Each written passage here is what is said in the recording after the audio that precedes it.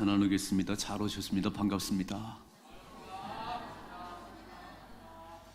지난 수요일부터 사순절이 시작됐습니다.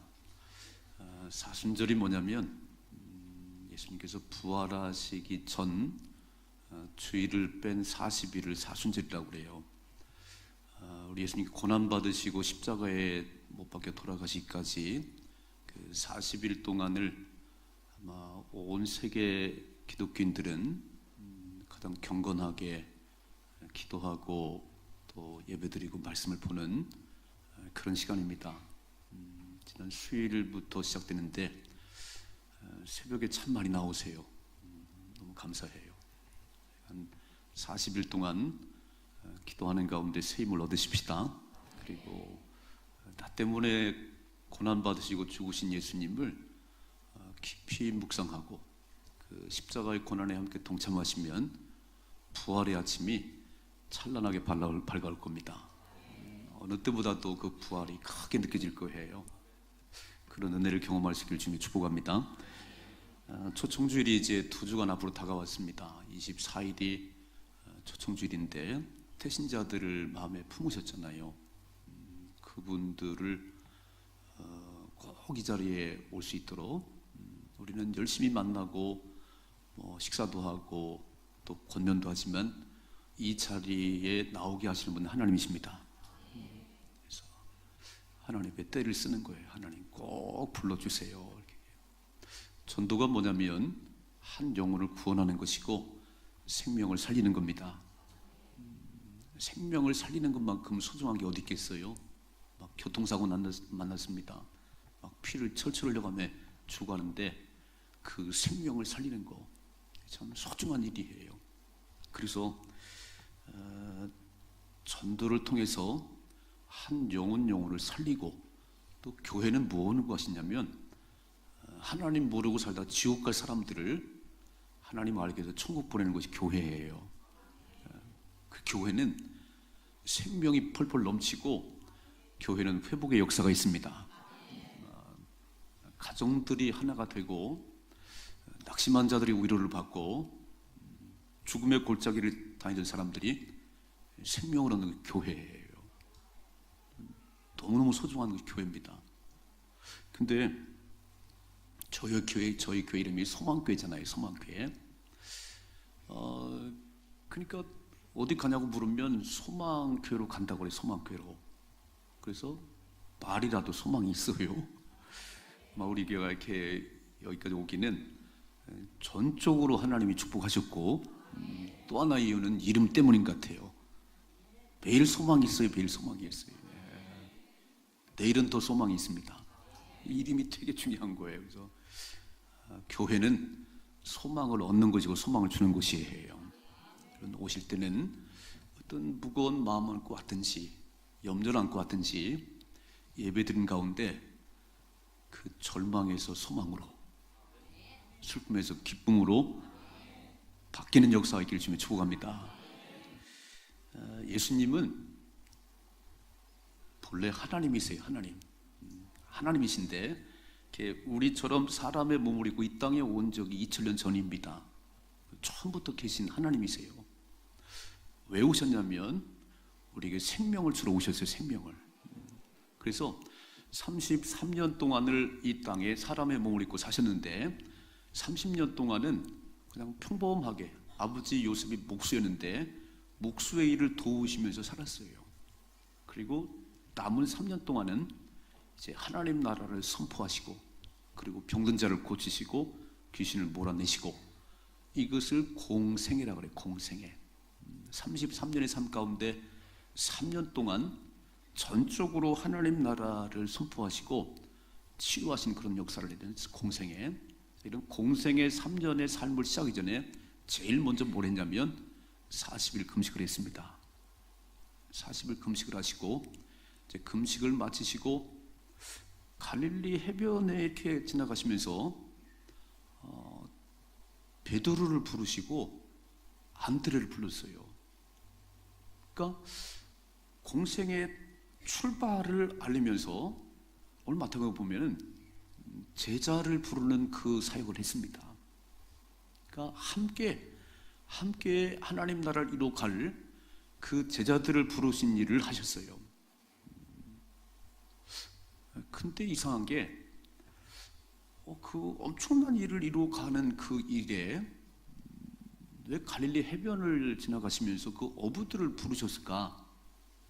저 예루살렘에 있는 지식인들을 부르셔야지, 잘난 사람들을 부르셔야 되는데 그렇게 안 하시고요, 고기 잡는 그 어부 베드로를 부르시고 안드레를 불렀어요. 이렇게 말씀하셨습니다. 나를 따라오라. 나를 따라오라 그랬어요. 내가 너희로 사람을 낚는 어부가 되게 하리라 그랬습니다. 고기 잡아보셨어요? 이제 시골에 살아서 그 냇가에서 그 방학이 되면 고기를 잡으러 다녔어요. 이렇게 뭐 막 연못에서 이렇게 낚시를 들이는 그런 거는 못 해봤어요. 이렇게 낚싯바늘 껴가지고 지렁해가지고 잡아당기면 그 피레미가 무는 낚시를 해봤고요. 어항을 제가 잘랐습니다. 어항을 돌로 막아놓고 그 어항을 놓고 이제 한 30분쯤 이렇게 지나면 고기가 들어가잖아요. 이렇게 어항을 탁 들어오면 피레미 2마리 들어있네요. 그 아이고 여긴 틀렸구나 이렇게 또 다 옮겨 또 싸놓고 어떤 때는요 그 어항에 고기가 가득 찼어요. 너무너무 기분이 좋아요. 이게 어부 고기 잡는 사람들의 마음 같아요. 고기가 엄청 많이 잡히는 거예요. 막 그렇게 좋아요. 오늘 예수님께서 갈릴리 해변을 쫙 지나가시다가 고기를 잡는 베드로와 안드레를 나를 따라오라, 나를 따라오라. 내가 너희로 사람을 낚는 어부가 되게 하리라. 그랬더니 그물을 버려두고 예수를 따르니라고 되어 있습니다. 이게 오늘 말씀의 전부예요. 제가 이 말씀 보는 가운데 두 가지를 지금 함께 나누려고 그래요. 왜 예수님께서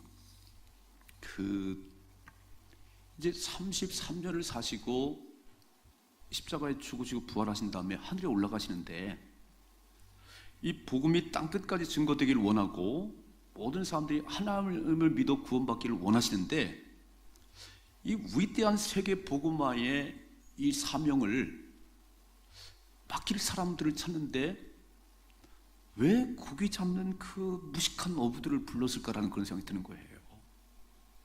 우리 예수님은 첫째로 제자들을 부르셨다는 거예요. 이게 되게 중대한 일 아닌가요? 내가 하늘에 올라갔을 때에 내 뒤를 이어서 하나님 나라를 선포할 사람들을 12명을 세우려고 그러는데 일이 너무너무 중요한 거예요. 그래서 제가 누가복음을 보니까 이렇게 기록되어 있네요. 이렇게 아멘 한번 같이 보겠습니다. 누가복음 6장 12절 같이 읽습니다. 시작.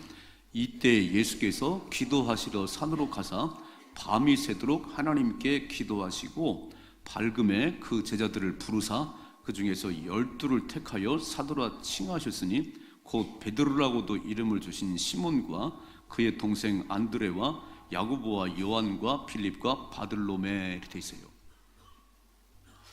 밤이 맞도록 철야하시고 날이 밝음에 제자들을 부르셨는데 12명을 부르셨어요. 저는 마태복음에 넘어보니까 마태복음에는 갈릴리 해변을 거니시다가 베드로를 봤어요. 화면에 한번 다시 볼까요? 자, 오늘 18절 말씀 같이 읽습니다. 시작.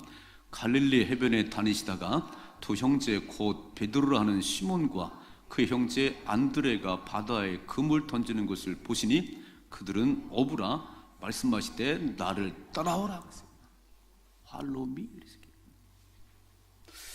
제가 아무리 봐도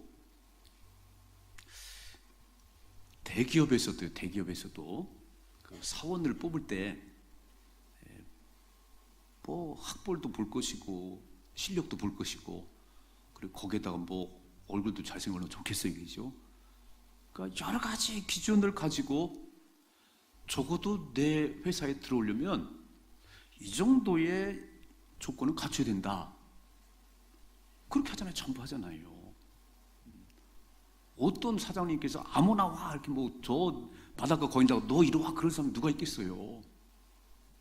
근데 예수님께서 밤이 맞도록 기도하시고 12명을 부르셨는데 그 12명 가운데 오늘 무식한 베드로가 있고 안드레가 있다는 거예요. 야, 이게 참 이해가 안 되네, 이해가 안 돼, 이렇게.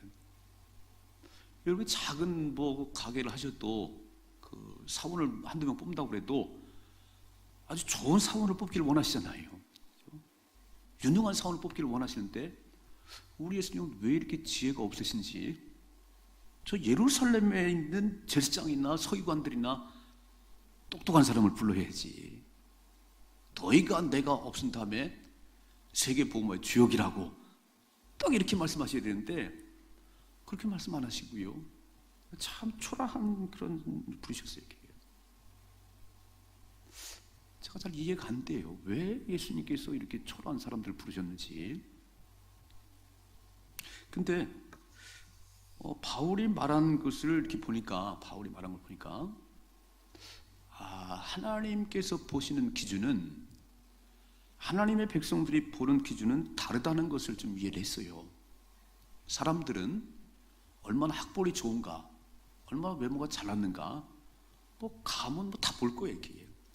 근데 하나님은 사람들을 고르실 때에, 사람들을 쓰실 때에 한 번도 외모를 본 적이 없어요. 사람은 외모를 보지만 나 여호와는 중심을 보느니라. 저는 기분이 좋아요. 키가 80 이상 된 사람 목사라면 저는 탈락이에요. 저는. 이게 키 큰 사람도 아니고 공부를 많이 하면 박사도 아니고요. 사람들은 다 그런 기준을 가지만 하나님은 그런 기준이 아니고 나 여호와는 중심을 보느니라. 그래서 그랬는지 예수님께서 갈릴리 해변을 거니시면서 막 금을 던지는 베드로를 부르고 안드레를 부르셨어요. 바울이 고린도서에서 고린도 교인들에게 이렇게 말씀하네요. 화면에 한번 같이 보십시다. 이런 말씀이 있어요. 같이 읽습니다. 시작. 형제들아 너희를 부르심을 보라. 육체를 따라 지혜로운 자가 많지 아니하며 능한 자가 많지 아니하며 문벌 좋은 자가 많지 아니하도다 그랬어요. 자, 이 말을 좀 쉬운 성경으로, 현대어 성경으로 같이 마시죠. 사랑하는 형제들이여, 여러분 주위를 둘러보십시오. 그리스도의 부름을 받은 여러분 가운데 과연 유명한 사람이 있습니까? 권력을 잡은 사람이 있습니까? 부자가 있습니까? 쉬운 성경으로 시죠. 성도 여러분, 하나님께서 여러분을 부르셨을 당시 여러분의 모습이 어떠했는지를 생각해 보십시오. 세상의 표준을 볼 때 지혜 있는 사람이 많지 않았고 권력 있는 사람도 많지 않았으며 가문 좋은 사람도 많지 않았습니다. 전 이 말씀 읽을 때 기분 되게 나빴어요. 그럼 예수 믿는 사람은 다 지혜도 없고 힘도 없고 가문도 다 그런 사람만 모였나요? 소망교 교인들은 다 그렇게 지혜 없는 사람만 모였나요? 바울이 그런 얘기예요. 고린도 성도들아, 너희가 하나님 부름 받았을 때에 가문이 좋은 사람이 있어, 공부를 많이 하는 사람이, 돈이 많은 사람이 있어, 이렇게 말하는 거예요. 기분 나쁘시지요? 교회가 그래도 막 재벌도 있고 막 권력을 가진 사람도 있어야지. 근데 그렇지 않다는 거예요. 그냥 그렇게 뛰어난 것이 없는, 돈도 많지 않고 박사들도 아니고, 어떤 교회는 그렇게 말해요. 우리 교회는 대졸이 80%예요. 우리 교회는 딱 청년들만 수두룩해요. 교회는 그렇지 않아요. 교회는요, 못 배운 사람도 있고 배운 사람도 있어요. 교회는 저 애들부터 어른까지 다 골고루 게 교회예요. 누구나 올 수 있어야 됩니다.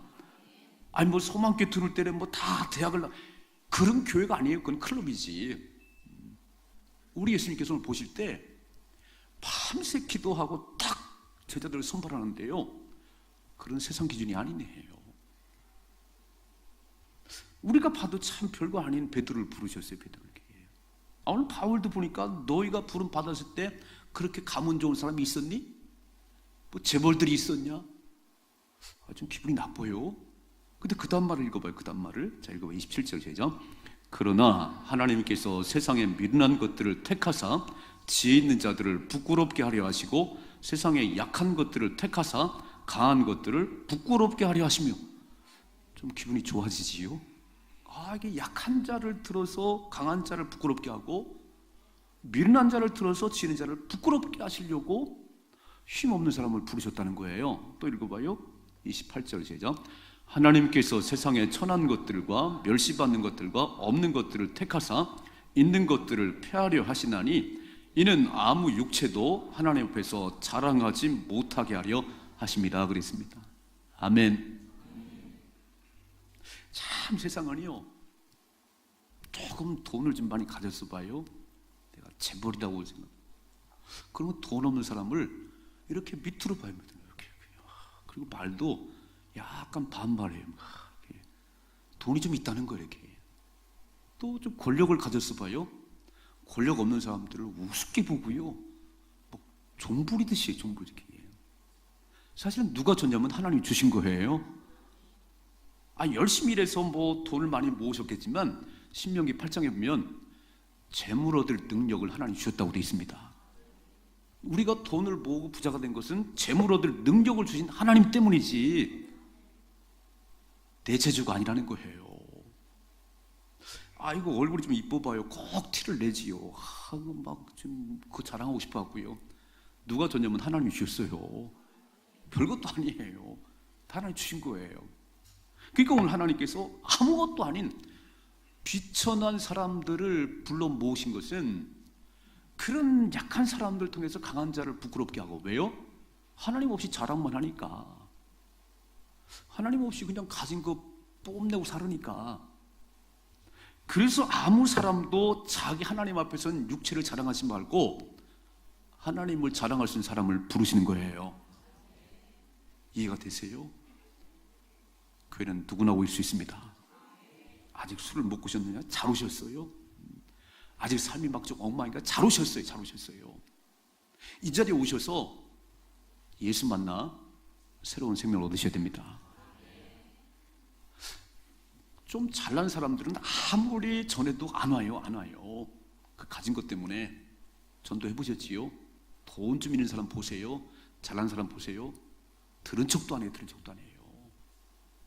그러니까 예수님께서 예루살렘에 그 잘난 그 사람들이 가서 얘기해봐야 들은 척도 안 하지요. 하나님께서 이런 약한 자를 들어서 하나님의 영광을 받으시기 원하세요.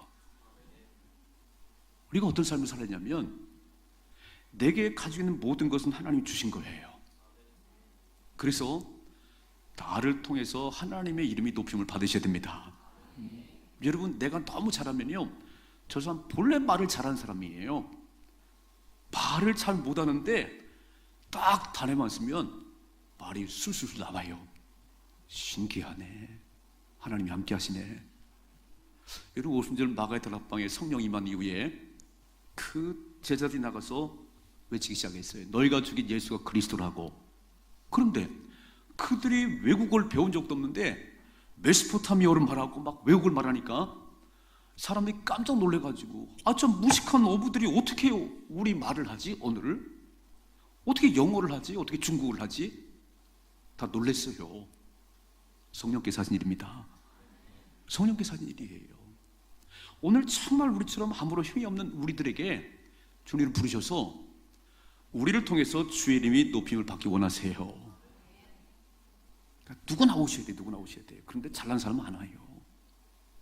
거부해요. 거부해요. 주님이 아셨어요. 한 번도 하나님 외모를 본 적이 없어요. 그렇게 박사하고 그렇게 돈이 많고 그렇게 지위가 있고 불러도 안 와요. 그런 사람들은. 오늘 보세요. 베드로를 불렀어요. 나를 따라오라. 내가 너희를 사람 낳는 어부가 되게 하리라 그랬어요. 그랬더니 자 보세요. 읽어봐요. 그들이 곧 그물을 버려두고 예수를 따르니라고 되어 있어요. 이게 딱 버리고 따라올 수 있는 사람이 제자예요. 제자.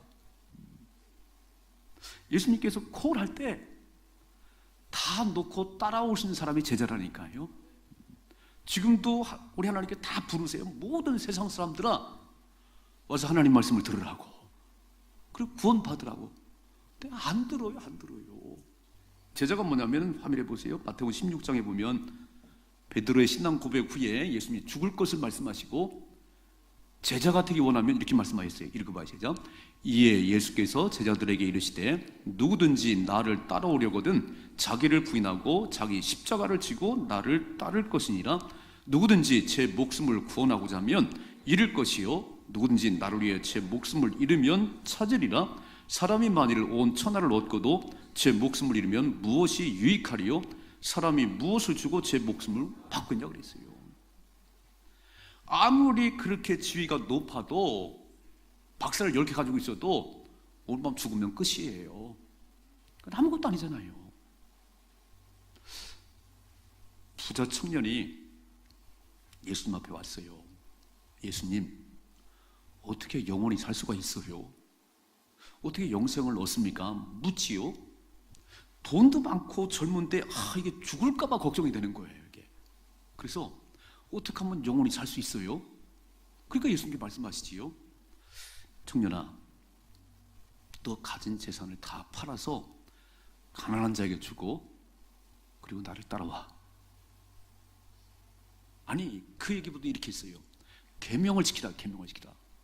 그랬더니 청년이 내가 어려서부터 이렇게 주일날 잘 예배 드렸고요, 교사도 했고요, 차장도 했고요, 너무너무 잘했어. 근데 내가 보니까 한 가지가 딱 부족해. 한 가지가. 또 있는 그 많은 재산을 팔아서 가난한 자에게 주고 그리고 나를 따르라고. 그러면 영원히 사느니라. 그랬더니요, 이 청년이 슬픈 기색을 띠고 근심하며 돌아갔다고 돼 있어요. 그 가진 재물 때문에 그거 팔아서 예수님 달라는 것도 아니었어요. 다 가난한 자에게 준 나를 따라오랬더니 그 많은 재물 때문에 근심하며 슬퍼하며 돌아갔다 그랬어요. 자, 영원히 사는 길을 주님 말씀하셨습니다. 나를 따라오라고. 다 가난한 주 나를 따라오라고. 그러면 영원히 살 것이라고. 그런데요, 그 가진 재물 때문에 청년이 안 따라왔어요. 그런 지옥 같습니다. 오늘도요, 많은 사람들이 이렇게 복음 전해도요 안 들어요. 아주 고민스러워 죽겠어요. 제자는 누구냐면 주님이 딱 불렀을 때 다 놓고 주님 따라가는 사람입니다. 나는 제자가 됐으면 좋겠어요. 내가 가진 거 다 가지고 가면 제자가 안 돼요. 내가 없어지고 내 안에 예수님이 주인 되는 거 제자입니다. 오늘도 예수님께서 그런 사람 부르시는 거예요. 누구나 오라. 값없이 돈 없이 오라고. 근데 딱 한 가지 조건은 너를 부인하고 다 버리고 나를 따라와. 오늘 베드로와 안드레가 그물을 버리고 생계를 버리고 예수님을 따랐다고 되어 있잖아요. 이 사람이 제자예요. 우리는 예수를 따르면 다 거지가 되는 줄 알아요. 자, 이 많던 재산이 그 부자 청년 아이가 이거 버리면 나는 거지가 되는 거 아닌가? 아니에요. 여러분, 예수님이 내 안에 주인 되시면 우리는 우주 만물을 얻은 겁니다. 우리 아버지가 하나님이신 것은 만물의 창조주 주관자이신 하나님이 우리 아버지인 거예요. 그러니까 돈 몇 푼 가지고 있는 그거 사람들보다 조금 많이 가진 거 별것도 아니잖아요. 그렇죠? 계족산 위에 봉황정이 있는데 거기 올라가서 딱 보면은 우리 교회 5층 건물에 1층 건물이 비슷해요. 별 차이 없어요. 제가 63빌딩을 가봤어요. 그 롯데 거기 못 가봤어요. 100층 넘는데 한번 가보고 싶어요. 63빌딩 올라가서 보니까 사람이 개미 같아. 개미 이렇게. 차들이 뭐 성냥갑 같아 이렇게. 내려와서 보니까 벤츠구나. 내려보니까 뭐 소나타구나 그러지요.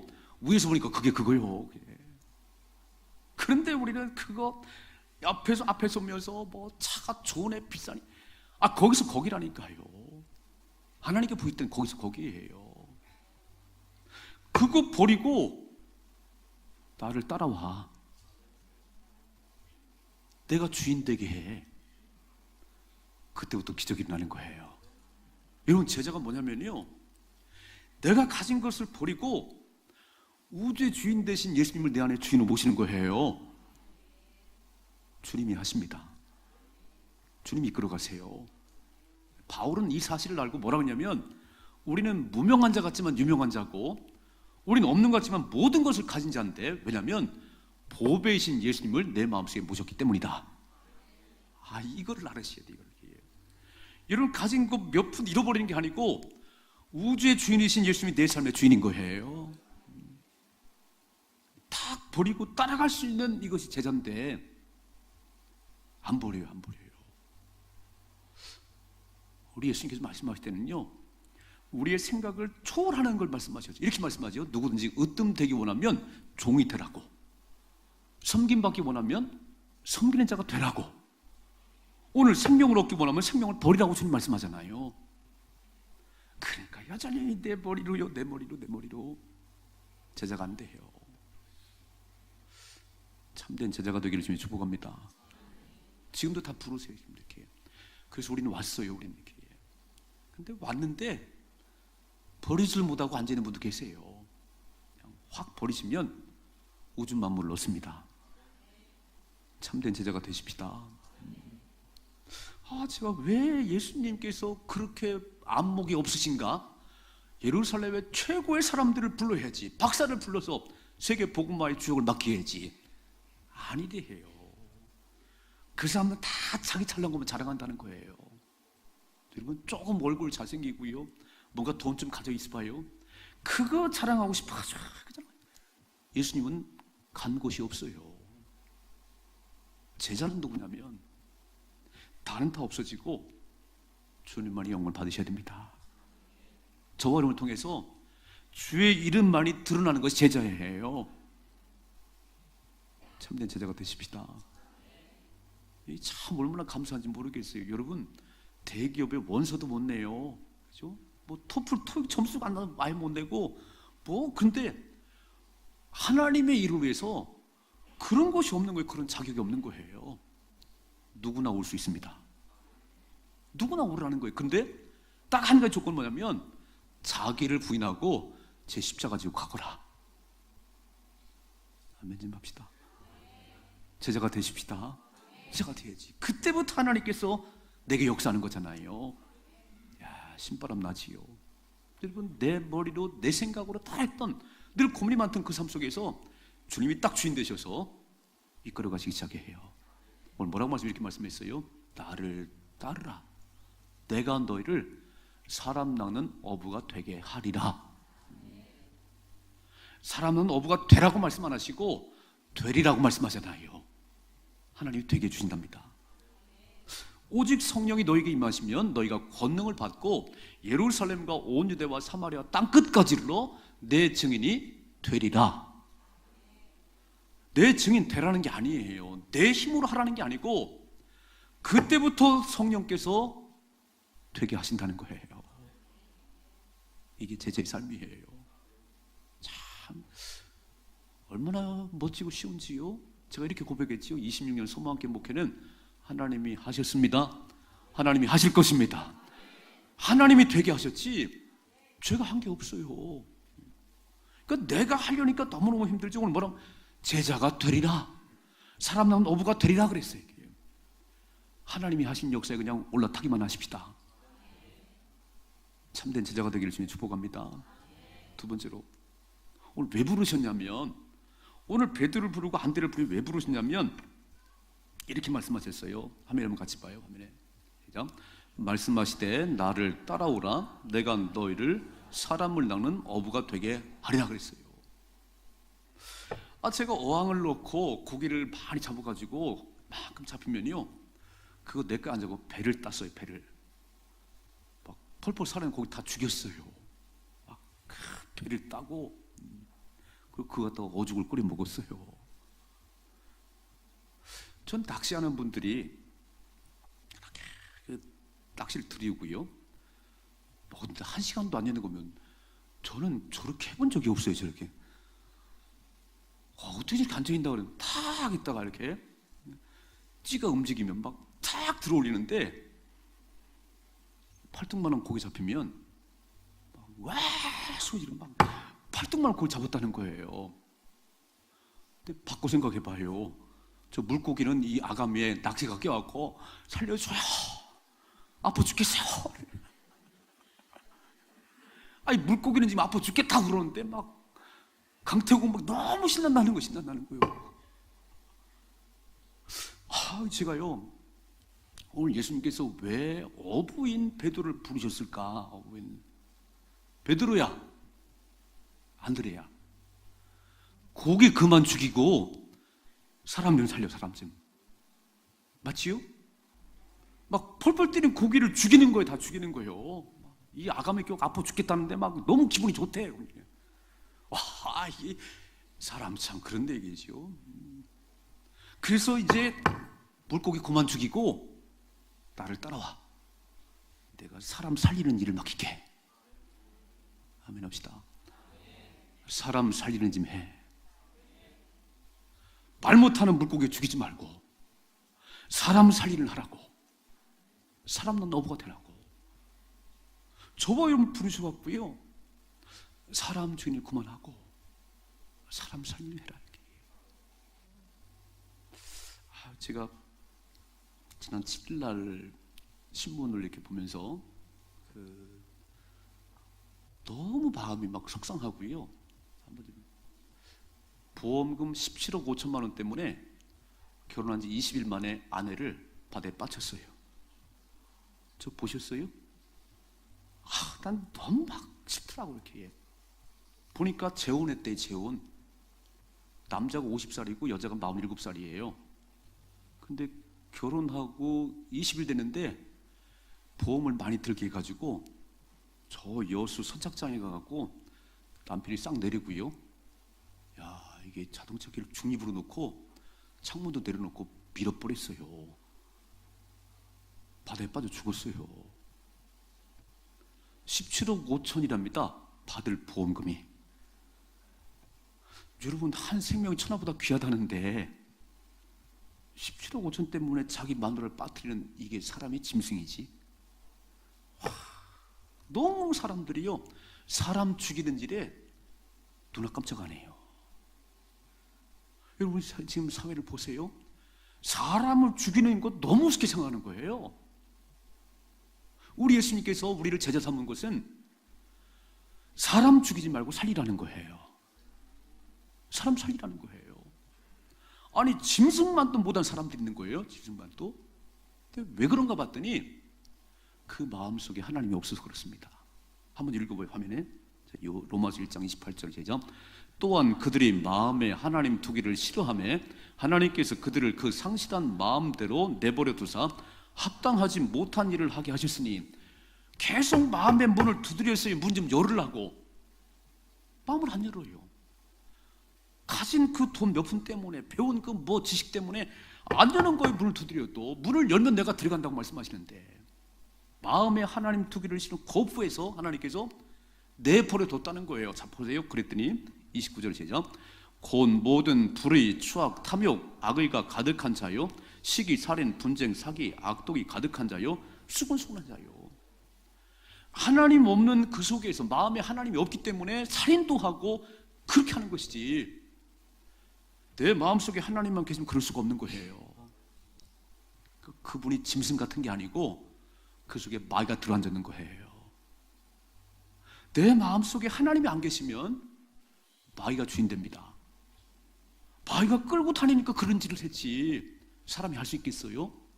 자, 이 말씀 보니까 이해가 돼요. 요한복음 10장 10절 같이 읽습니다. 시작. 도둑이 오는 것은 도둑질하고 죽이고 멸망시키는 것 뿐이요 내가 온 것은 양으로 생명을 얻게 하고 더 풍성히 얻게 하려 합니다. 아멘. 여기서 도둑이 마귀예요. 마귀가 이 땅에 온 것은 도둑질하고 죽이고 멸망시키는 것 뿐이지, 그래서 예수님이 오신 것은, 내가 온 것은 우리로 하여금 생명을 얻게 하고 더 풍성한 삶을 누리게 하려고. 전도자가 누구냐면요, 예수의 생명을 가진 저와 여러분들이 사람 살리는 사람들이에요. 이게 전도자예요. 지금 세상은 마귀에 붙잡혀가지고 다 죽이려고 그래요. 다 살리는 사람 별로 없어요. 하나님의 자녀는요, 화평케 하는 자는 복이 있나니 그가 하나님의 아들이라 그랬어요. 피스메이커가 되는 것이지, 사람과 사람과의 관계를 회복시키고 하나님과 막히는 관계를 회복시키는 게 하나님의 아들이지, 그게 전도자지요. 맨날 트러블 메이커요. 사람 죽이는 일만 해요. 그게 마귀 자녀지, 마귀 자녀지. 내 속에 마귀가 들어앉아서 마귀의 종이 된 거지요.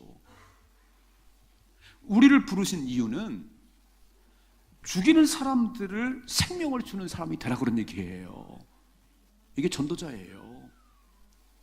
우리가 얼마나 소중한 일을 하는지 모르겠어요. 베드로야, 그 펄쩍 때 고기 그만 잡고 사람 좀 살려. 사람 살려. 아니, 어부를 보니까요, 어떻게 이렇게 오랜 동안 1시간을 앉았는지 모르겠어요. 이게 인내심이 필요한 것 같아요. 한 영혼을 구원하려면 끈질기게 앉아 있어야 되는 것 같아요. 그죠? 물을 때까지 이렇게. 왜 베드로를 부르셨을까 아주 궁금했어요. 어부는요, 바닷가에 나가기만 하면 고기가 있어요. 전도는 나가면 있습니다. 바다에 고기를 내가 심은 게 아니에요. 하나님이 고기를 만들어 놨어요. 내가 나가면 고기를 잡는 거예요. 전도가 뭐냐면 나가면 있어요. 나가면 있어요. 아멘 좀 합시다. 안 나가니까 고기가 안 잡히는 것이지, 나가면 고기가 잡히는 거예요. 오늘 무슨 말씀하시냐면, 도둑이 오는 것은 도둑질하고 마귀는 와서 계속 사람들을 죽이고 여러분, 술 마귀가 들어가면 술 주정뱅이가 되잖아요. 음란 마귀 들어가면 맨날 여자 뿜이 따라다니잖아요. 이게 마귀가 하는 거예요. 내 삶의 주인이 마귀니까 그런 것이지, 내 마음속에 하나님 주인 되면 그렇지 않아요. 사람을 살리지. 저와 여러분을, 죽은 저와 여러분을 하나님 살리셨잖아요. 생명을 가진 저와 여러분들을 통해서 하나님께서 고기 그만 잡고 사람 낳는 어부가 되거라. 그물 좀 던지십시다. 예수가 생명이잖아요. 예수께서 오신 것은 생명을 얻게 하고 더 풍성한 삶을 누리게 하려 함인데, 이것을 모르고 살아가는 사람들에게 내가 내 속에 있는 예수의 생명을 전해줘야지요. 내가 길이야, 내가 생명이야, 내가 생명이야. 살리는 자가 되십시다. 살리는 자가 돼요.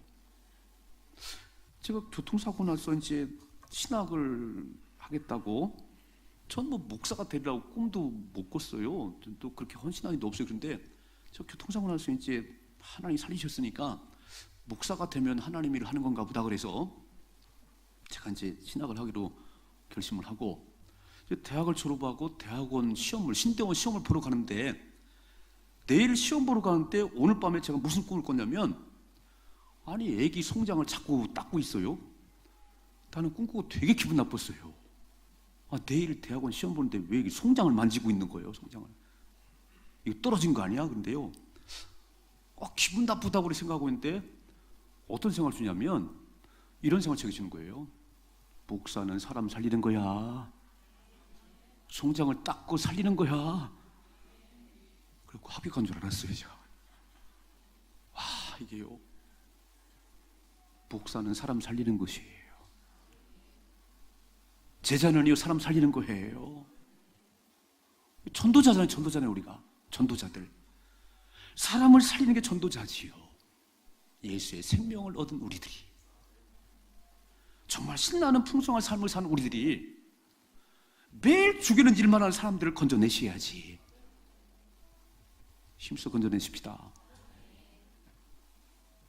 참, 제가 오늘 이 말씀 보는 가운데 왜 예수님이 세계 복음화의 주역들을 그렇게 무식한 어부 베드로를 불렀을까 궁금했어요.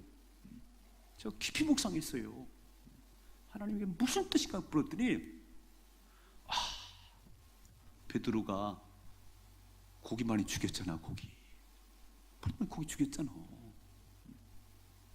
죽이는 자 되지 말고 살리는 자가 되라고 주님 말씀하시네요. 전도자가 누구냐면 사람 미워하고 사람 시기하고 질투 죽이는 사람들이 아니고 살리는 자가 전도자예요. 예수의 생명이 내 안에 있습니다. 버리고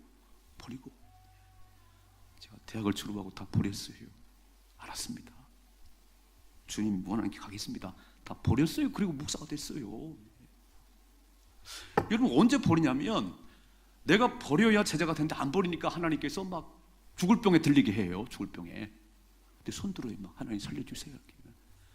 사업이 쫓다 망하게 해요. 그때 살려주세요. 그렇게 살려놓으니까 또 딴 길로 가네. 이렇게. 나에게 생명을 주신 예수를 자랑해야 되는데, 나를 살리신 예수를 자랑해야 되는데, 살림 받았는데 다시 또 딴 얘기해요. 예수만 얘기하십시다. 영원한 지옥불에 떨어질 나를 예수님이 죽으시고 나를 살리셨는데, 생명을 주려고 당신이 죽으셨는데 딴 얘기만 해요. 가진 것 자랑만 해요. 재능만 자랑해요. 예수님 자랑하십시다. 생명을 살린 자가 되십시다. 이게 전도축제예요. 죽어가는 영혼들 맨날 시기 질투하고 잘난 사람 다 죽이는 사람들, 이게 마귀 종들이지. 나보다 잘난 사람 보면 존경을 해야지. 배울 것이 있네요. 가르쳐 주세요. 이래야지. 이게 마귀 자녀들이지. 하나님의 자녀는 살리는 자가 되는 겁니다. 이게 전도자예요. 오늘 예수님께서 그 잘난 사람 안 불렀어요. 무식하지만 그물을 버리고 주님을 따르는 베드로를 통해서 네가 세계복음의 주역이라고, 사람을 살리라고. 사람 살리는 자 되십시다. 여러분, 우리 주변에 난 그분만 만나면 막 신바람이 나요, 이런 자가 돼야지. 왜 그분만 만나면 막 짜증나 죽겠어. 예수의 생명이 없잖아요. 예수님이 생명을 주러 왔는데, 내가 온 것은 양으로 생명을 얻게 하고 더 풍성한 삶을 살려고 왔는데, 여러분 신앙생활 하시면서 신바람 나는 삶을 사십시다. 예수 믿는 게 얼마나 좋은 일이냐면, 내 힘으로 사는 것이 아니고 어부가 되게 하리라고 내가 해줄게. 너는 버리기만 해. 나를 버리면요 주님이 역사하기 시작하는 거예요. 지금 생명을 얻으십시다. 내 속에 생명이 있기 때문에 생명을 살릴 수 있어요. 내 속에 불이 있기 때문에 불을 전달할 수 있어요. 이게 예수의 사람이지. 생명이 없어, 사람 죽여. 불이 꺼졌어, 불 끄고 다녀요. 이런 삶 살지 말고요, 오늘 예수님 때문에 생명을 얻었습니다. 김 목사야, 네가 생명을 얻었잖아. 사람 살려. 너의 풍성한 삶을 좀 얘기 좀 해줘. 예수 믿거든 신바람 나는 삶을 얘기해 주라고 주님 말씀하세요. 여러분 그렇게 사십시다. 전도축제는 부담이 아니에요. 내게 있는 생명을, 내가 누린 풍성한 삶을 막 말해주고 싶어하고 견딜 수 없어야 되는 거예요. 그렇게 사십시다. 그렇게 살아요. 우리를 다 부르셨어요. 제자로 부르셨어요. 우린 왔잖아요. 안 온 사람 너무너무 많아. 가진 조만한 재산 때문에, 가진 조만한 아는 것 때문에, 그 체면 때문에 이 자리에 안 와요. 죽어요. 지옥불에 떨어집니다. 잘 오셨어요? 다 버리십시다. 다 버리시고 예수의 생명으로 충만해서 생명을 나눠주십시다. 베드로야, 사람 낳는 어부가 돼. 사람 낳는 어부 돼야지. 그게 사람이지. 죽이는 게 사람이냐? 사람답게 살자. 멋지게 사십시다. 믿음으로 승리할 수 있기를 주님의 축복합니다. 기도하겠습니다.